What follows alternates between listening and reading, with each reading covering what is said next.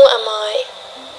Am I a daughter, a wife, a mother, a friend, a nurse, a doctor, a writer, a human being? Who am I? How can I be authentic when I still don't know who I am? You don't know who you are because you have no models to turn to.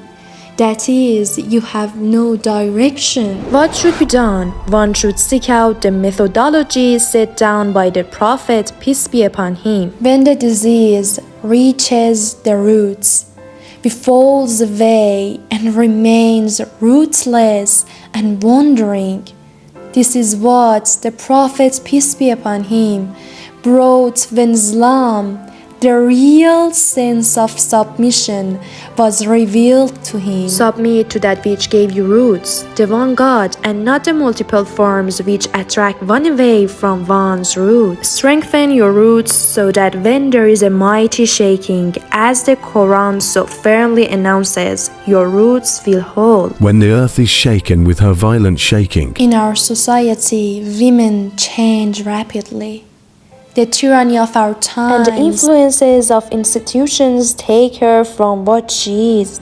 They make her into a creature they want, and we see that they have built. This is why the most important question for the awakened woman at this time is, who am I? Knowing full well that she cannot remain what she is, she wants to decide for herself. A woman who is in this society wants to be herself. She wants to build herself by herself. She wants to be reborn.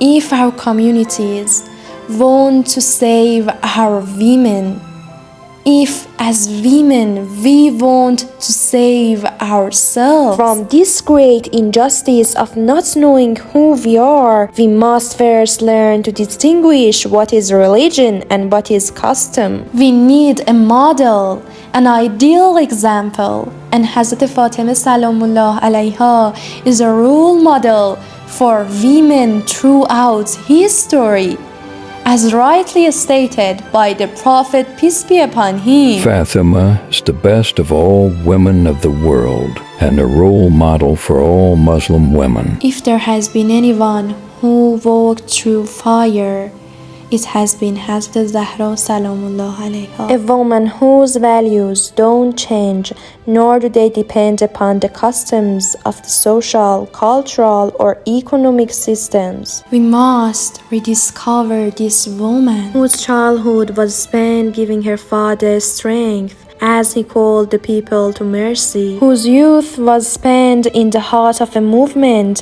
whose values shook the world, whose maturing years were spent in the political fire of her times, with her never sitting unaware at the home of what was happening, but rather taking active involvement in promoting truth and justice. a multi-dimensional human being, a brave warrior in the way of Islam, A knowledgeable lady who at the same time played her role as a housewife, an affectionate wife and mother to perfection.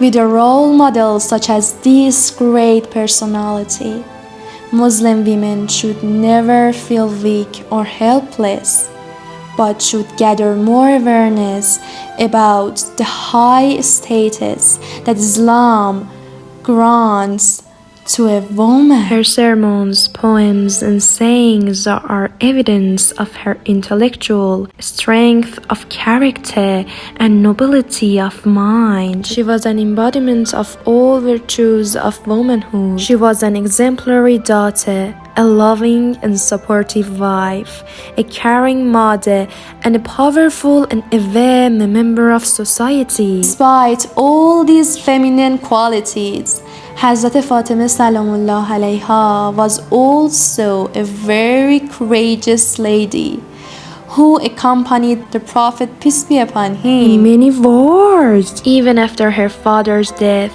even when truth was lowered and falsehood was raised. She didn't become inactive. When she stood up to claim her inheritance, she wasn't rising to simply claim a piece of land. What use does she have for a piece of earth when she is promised the expanse of the heavens? Hazrat Fatima Salam Allah alayha rose to show that injustice parading under the guise of justice is the most dangerous of all. She rose to reveal that if someone uses Islam as an excuse to take away your rights, they are following an Islam of their own creation. That as a Muslim woman, your ethical purity should never inhibit you from fulfilling your social responsibility. That God has sanctioned your ability to rise and reclaim what is rightfully yours. Women of the world standing at a crossroads,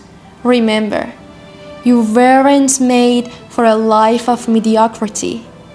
You were made for a life of greatness. The only woman who can save us is not the traditional woman, nor the so-called modern woman, but the woman who recreates herself to be who God meant her to be, who sees humanity suffering and realizes she must do something, who stands to speak, who sits to write, who establishes organizations, creating and promoting safe spaces for those who find themselves without support, who walking in the footsteps of Hazrat Zahra Salamullah alayha will face hardship and suffering but never bow to them, who will walk through fire and come out gold, because she knows that over 1,000 years ago, when Prophet Muhammad, peace be upon him, put Hazrat Fatima Salamullah alayha in his arms and not a grave of sand, he was not only saving a daughter but a legacy by calling her the woman among women of the world. He neither intended to make an idol of her for us to worship nor a victim for us to mourn, but rather a model and symbol to emulate.